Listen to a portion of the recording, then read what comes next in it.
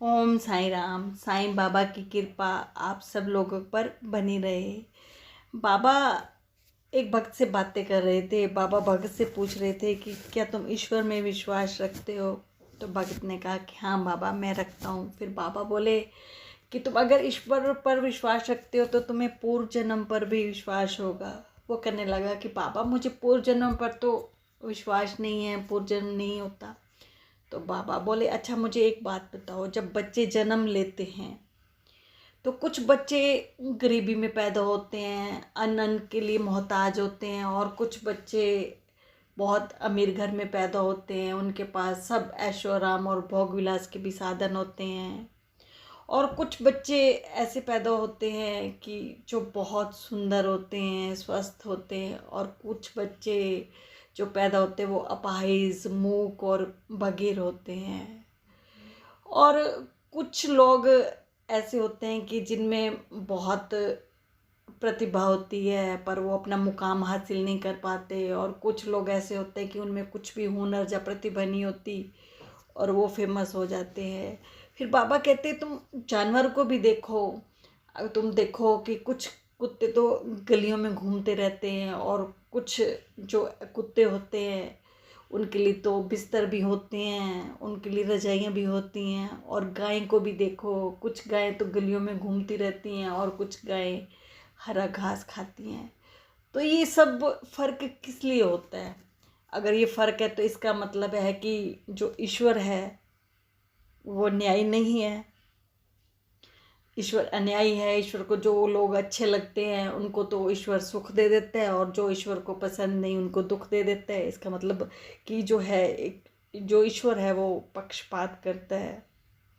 लोग कई बार ऐसे ही समझने लग जाते हैं कि भगवान तुमने मुझे ऐसा क्यों दिया, मेरे साथ ऐसा क्यों भेदभाव, ईश्वर से नाराज़ हो जाते हैं।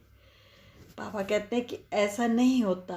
जो ईश्वर है वो न्यायी है। ईश्वर के लिए सब बच्चे बराबर हैं, वो किसी से भी कोई भेदभाव नहीं करता। जो लोगों को अपने कर्मों का फल ही मिलता है।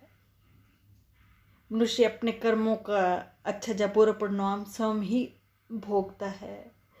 फिर उसको बाबा एक और उदाहरण देके समझाते हैं कि देखो खेलों के भी कुछ नियम होते हैं। जैसे तुम फुटबॉल और बास्केटबॉल ले लो, उसके कुछ नियम होते हैं। अगर खिलाड़ी नियमों के साथ खेलता है तो उसे इनाम की राशि भी मिलती है, पर अगर वो नियम तोड़ता है तो उसे दंड भी दिया जाता है, और अगले कई खेलों तक के लिए उसकी प्रतिबंध भी किया जाता है।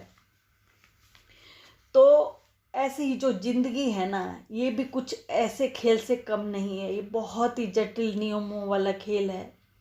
यदि तुम नियम के हिसाब से खेलते हो तो सही है, अगर नहीं ऐसा करते तो तुम्हें नतीजे भुगतने हो सकते हैं। हो सकता है कि ये परिणाम अगले खेल तक भी असर दिखाए। बेटा पूर्व जन्म होता है, ये कर्मों का फल भोगने के लिए ही तो जन्म होता है।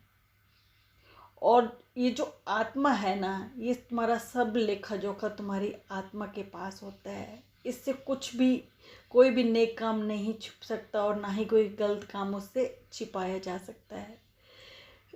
हमारी आत्मा जो है हमारे सारे हिसाब किताब रखती है। वे एक कंप्यूटर की तरह सारी जानकारी रिकॉर्ड करती है। तुम्हारे जो कर्मों का हिसाब किताब कोई और नहीं रख सकता, सिर्फ आत्मा के अलावा। तुम्हारी आत्मा ही सारे हिसाब किताब रखने के बाद तय करती है कि तुम में स्वयं में सुधार या पुरस्कार देने का कौन सा तरीका अपनाया जाए। तभी तो पूर्व जन्म महत्व रखता है। आत्मा किसी भी तरह का बोझ रखना पसंद नहीं करती। आत्मा कुछ निश्चित अनुभवों से गुजारने का निर्णय लेती है, ताकि जो है इंसान को सबक मिले। तो जो बाबा का भक्त था कहने लगा कि बाबा आपने तो मुझे बहुत गूढ़ ज्ञान दिया, मुझे सब समझ आ गया। बाबा इस संसार में मनुष्य को जीवित रहने के लिए सदा कुछ ना कुछ तो कर्म करना होता है। कर्म किए बिना तो वह एक क्षण भी नहीं रह सकता। जब कर्म करना अनिवार्य है तो हम सत्कर्म क्यों ना करें। हमारा मन प्रभु को भूलकर अन्य चीज़ों का मनन क्यों करे। इस संसार में प्रभु ईश्वर से बढ़कर कोई भी नहीं है। अंत हम सदैव ही उठते बैठते खाते पीते साईं का स्मरण करें। अगर हम साईं का स्मरण करेंगे तो जो बाबा है हम हमें गलत कर्मों को करने से रोकेंगे। बाबा की शरण में रहेंगे तो हमारे मन में बुरे भाव आएंगे ही नहीं। जब हमारे मन में किसी के लिए कोई बुरा भाव नहीं आएगा। जब मैंने भी बाबा को माना तो मैं कहती थी बाबा मैं आपको कभी नहीं खोना चाहती, इसलिए जब भी कोई मेरे मन में बुराई आती तो मैं उसको कहती कि तुम दूर चली जाओ, अगर तुम रही तो मेरे बाबा मुझसे दूर चले जाएंगे। तो इसलिए अगर हम साईं की शरण में रहेंगे तो हम अच्छे इंसान बनते जाएंगे और हमारे कर्म भी अच्छे रहेंगे। बस आज इतना ही। ओम साईं राम। अगर आपको मेरा वीडियो अच्छा लगा है तो प्लीज़ लाइक करें, सब्सक्राइब करें और कमेंट्स भी दें, मुझे बहुत खुशी होएगी। ओम साईं राम।